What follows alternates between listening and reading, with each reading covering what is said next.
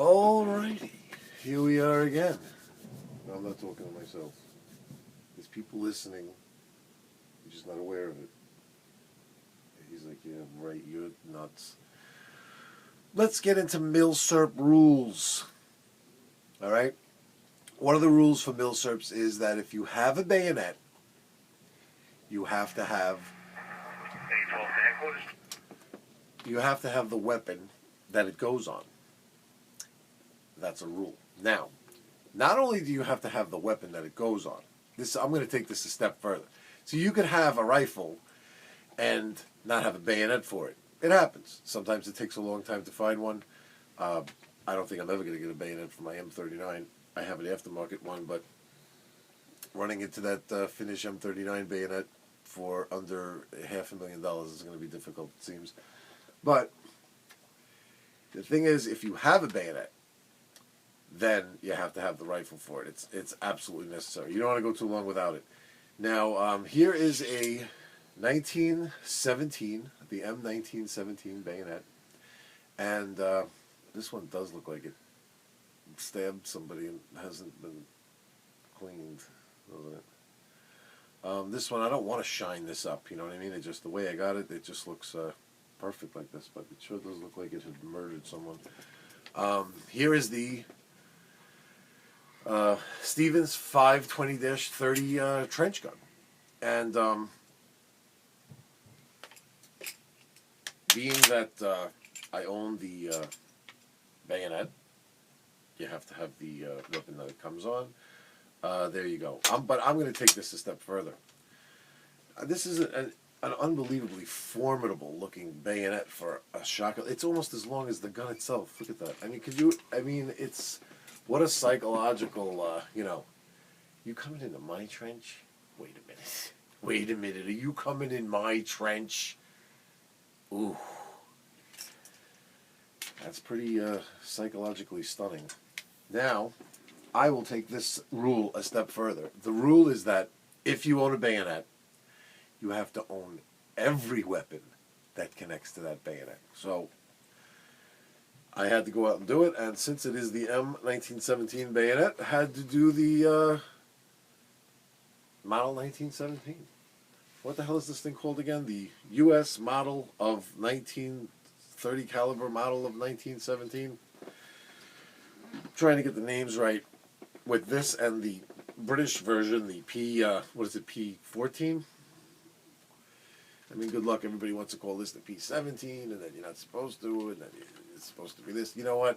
Call it whatever you want, and they're going to know what you're talking about if you say that it's 3006. Let's put it that way. Let's just go calibers with these things. I mean, 303 and 3006, they're both 30 caliber, so you're not really saying anything there. Just be like, Model 1917, 3006. If you want to call it P17, 30, whatever, just as long as you're just giving the caliber of, the round, everybody's going to know what the hell you're talking about. Yeah, this is not the, I was going to say this is not the British version of it, but I guess they're all the British version of it. The history of it is pretty interesting. I'm not going to get into that because I'd probably screw a lot of stuff up and tell you only half of what I've seen online. Other YouTube videos, people are pretty knowledgeable about these guns, and there is a huge history behind it. But I can tell you a little bit about what's cool about owning it. Number one, a lot of people start off their Milsurp collecting with an M1 Garand. You know what I mean? It seems to be what get a lot of people into this, or if they like, you know what, I think I'm gonna get an old World War II rifle. I mean, that's the first thing they go to. You know, the cool thing about one of these is you don't have to stock another round. You know what I mean? You're gonna move right into shooting and having fun. You know, and that's the name of the game with these things. You know, so you can find these in nice shape because I think a lot of them were just kind of stockpiled away. The military just like kind of gave up on them quick. Supposedly there were a lot of them used in World War I, a lot more than the 03 Springfield, from what I hear. But if you look, because I do a lot of poking around in these gun stores that have these old rifles, and I see a lot of them. I almost want to get another one. You know what I mean? Because I'm like, well, this is an Eddystone one, and I saw a really nice Winchester one that I almost had to have. And, it's not often that you run into, so I just noticed that there's a lot of them in nice shape. So, you if you hold out a bit and you really do your you do your legwork, you'll find one in good shape, And they're interesting. They have a lot of markings, and you're moving way back before World War II. Now you're moving into like World War I stuff, and it's got its own. They have their own character. These, you know what I mean? They this one is kind of like in an era that's after the whole magazine cutoff thing. You can kind of tell when you got those older World War I guns. There's a whole big thing with magazine cutoffs. It seemed like they just wanted you to fire one round at a time unless some sergeant, barked out an order to, let loose. Whereas I think later on they started to realize, let's just give them a whole bunch of stripper clips and just let them all just let loose right from the get-go. Let's just leave it up to them when to start laying some serious fire down, And this one's interesting in the fact that it fires 6 rounds. Now, as a rule, I'll tell you right now, I use 5-round stripper clips, and I don't ever put that 6th round, only because with all these Milsurps I have that all fire 5 rounds, you kind of get muscle memory. Your brain gets used to that, and I don't want to ever lose my train of thought when I'm concentrating on targets or talking to someone at the range, or of course you should always be concentrating on what's going on inside that chamber and inside that magazine, but you're obviously going to leave room open for an error, let's say. This isn't wartime. It isn't necessary that we have every single round in there. Just my advice, if you get one of these, if you're just on your own and you're really paying attention, you just want to, throw the stripper clip in and throw the extra round, then it's just you and you're just kind of watching what's going on, fine. But if you're just out having fun and you're plinking around, or you're even mildly distracted by what you're doing, I would say just stick with what you're used to if you got a lot of 5-round capacity Milsurps, because that 6th round can get forgotten about, like in the midst of some playing with these things. What's interesting is that the stripper clips, actually, because I have the Garand, that's the only thing I really had in 3006. I would be using the N blocks. But what's interesting is if you pick up some of these, and I'm trying to remember what website has them. I think it's, I'd have to do some poking around. Maybe I'll leave it in the text on the bottom of the video. But there's a website that sells these for Swedish Mausers. Where the hell are you going? And these are perfect for the 3006 round. I guess the base of them are the same as the 6.5 by 55. So the website that sells these sells them really cheap. They're like 40 of them for like $12 or something like that. They come in a box. Where's that box? Yeah, they come in a box like this.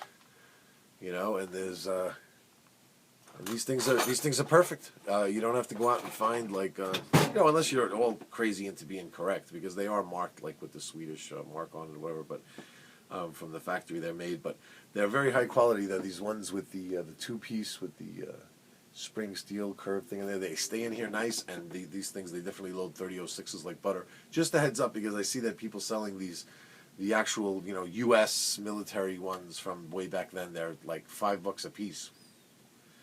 Who needs that? I mean, like literally, you want to end up with like a tray like this with a whole bunch of them to load. You know what I mean? Well, there you go. And this thing is beautiful. I mean, I love it. And here, check this out. This is a big, heavy rifle, and with it now, see, you have to have every possible rifle that the bayonet will hold. You know what I'm saying? So you guys with M1 Garands, you know what you need to do now. 1903. So that's the story. I think I'm going to do another video that's just got all these American guns all together, and I'll do some comparisons. So I just don't want to get too much into crazy detail right now with everything, because like I said, I just I don't have it that long, and I don't really know too crazy much about the history. But they're heavy. They handle a 3006, the recoil of 3006 round beautifully. They're kind of like that free-floated barrel thing going on that the British kind of liked. You know what I mean? So they're highly accurate. A beautiful flip-up sight that's on them. A beautiful sights, well protected here by these ears, these solid steel ears. This is a very distinctive character of them. If you see them, is this look right here, and this bent bolt. which is kind of odd because when you're, it's kind of hard to get in here. And why they bent that like that, I don't know. It should just go straight down the way I look at it, because it gets in the way of your hand. So why that's bent in that weird angle like that, I don't know. But it does make them easy to spot, this weirdly bent bolt like that. This one's all numbers matching, and you know, everything on it is correct for, you know, for the year and everything, just by me poking around online and going through things. You know, it has a nice trap door back there for an oiler. And I got this care sling for it, which if you could find these care slings, you can poke around and you, like, again, this I do online for stuff like this, because there's really no places that have cool stuff like this, like just where I'm at. I just find the guns, but they really don't have any accessories at all on them usually. But I got these for 100. One of these I got for 60-something bucks, and another one I got for maybe a little bit more, like 80 bucks.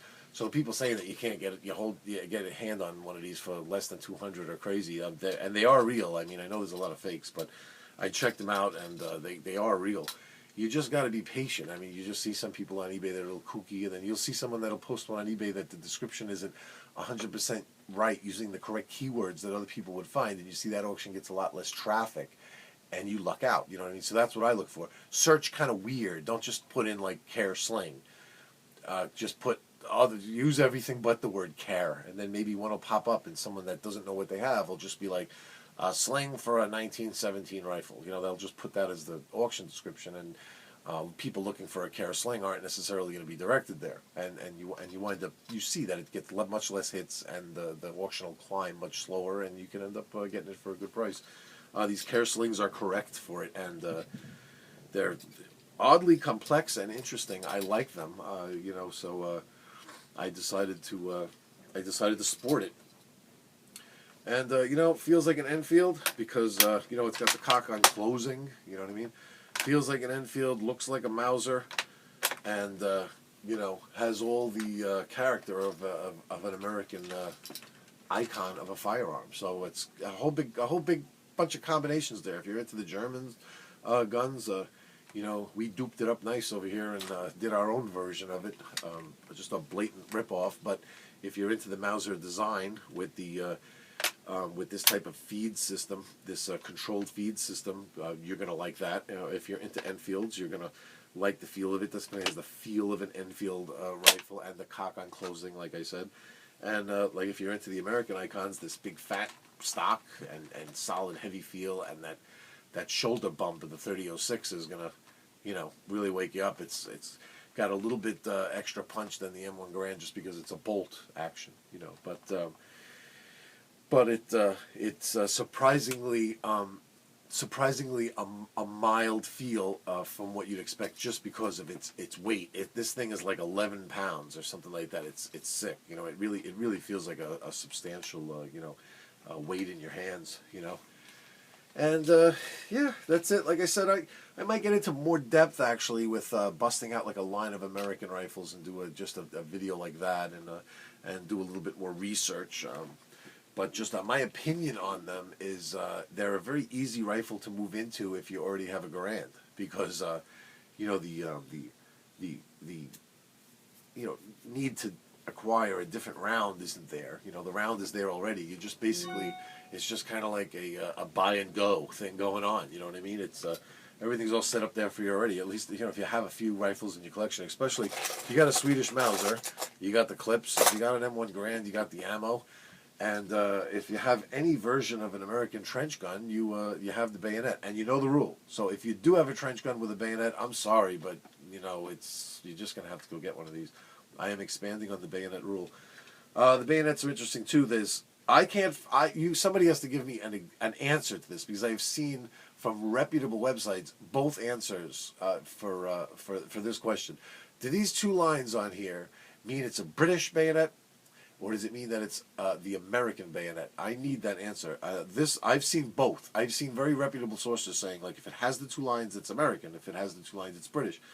This one is marked U.S. You know, it's definitely flaming bombed and U.S. marked, and it has these. I guess the grips would be interchangeable, since the bayonets would basically be identical. And this is nice because it's a 1917 date on it. I don't know if they all said 1917 because it was the M1917 bayonet. I don't know, but you know, I looked out on this too. The guy had it posted listing it as something weird. So that's why I pretty much lucked out on this one. And you know, these sword bayonets are always going to fetch a few more dollars, and stuff that's pre-World War II is again going to add a few more dollars. But if you're patient, you know, you're going to end up with a nice one of these, you know. And I'm pretty sure if you get the British one, it wouldn't really matter. I'm pretty sure that would, you know, that would work and go right on there. And then there's a whole other question about the scabbards. Is the teardrop correct, or is just the round ball correct? This one, it has some kind of diamond down here on the bottom, like a. See if I can get that on the. See that diamond right above the staple? I don't know what that means. I don't know if that means it's the British one or the American one. I don't know. But these were like waxed, and it still has some of that, you know, wax coating that's on it. They waxed the leather, I guess, to protect it. You know, so it must have done a pretty good job because it lasted this long. It's still on there, you know. So yeah, that's the move. I give these things a very high rating. It's definitely not hype when they talk about how awesome these things shoot and how accurate they are, and they feel very comfortable.